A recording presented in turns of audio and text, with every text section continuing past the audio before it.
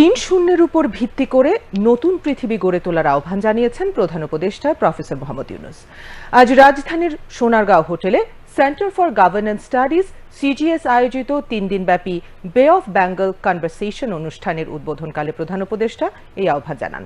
তিনি এমন একটি অর্থনীতি গড়ার উপর জোর দেন যেখানে প্রযুক্তি ও অর্থনৈতিক প্রবৃদ্ধির সুফল সকল মানুষের মধ্যে ভাগ করে নেওয়া যাবে। বিস্তারিত খোরশেদ আলমের প্রতিবেদনে ক্যামেরায় ছিলেন মোহাম্মদ মনিরুজ্জামান। দেশ বিদেশের প্রায় ৮০০ প্রতিনিধির অংশগ্রহণে রাজধানী সোনারগাঁও হোটেলে শুরু হয়েছে ৩ দিনব্যাপী বে অব বেঙ্গল কনভারসেশন। শনিবার সকালে তৃতীয়বারের মতো আয়োজিত এই সম্মেলনের উদ্বোধন করেন অন্তর্বর্তী সরকারের প্রধান উপদেষ্টা প্রফেসর মোহাম্মদ ইউনূস। ছাত্র নেতৃত্বাধীন বিপ্লবের মাধ্যমে ১৬ বছরের ফ্যাসিবাদী শাসনের পতন হয়েছে উল্লেখ করে প্রধান উপদেষ্টা নতুন বাংলাদেশে সকলকে স্বাগত জানান। This was a student-led revolution to bring down a fascist regime which ruled the country for the last 16 years. I welcome our international guest to a freshly emerged country, calling herself New Bangladesh, to highlight the distance it wants to establish from the old Bangladesh.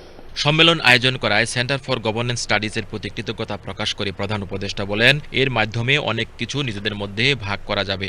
I'm very privileged to open this year's Bay of Bengal conversation.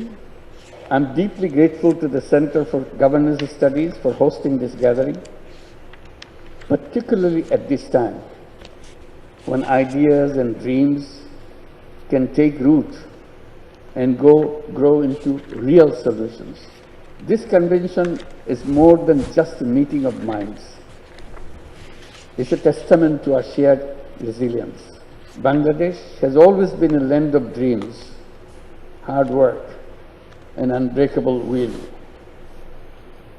It is more so now, as the aspirations of the revolution are very fresh in every mind.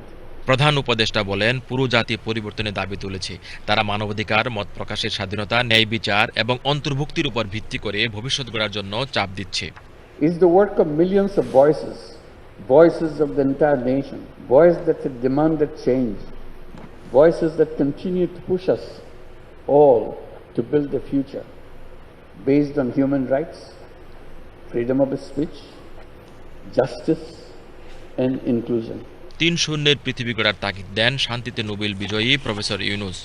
We need to create a world of 3 zeros: zero net carbon emission, zero wealth concentration by introducing social business to solve people's problems rather than maximizing profit, zero unemployment by turning young people into entrepreneurs rather than job seekers, which we do now. Nothing is impossible for human beings if only we pursue it hard enough.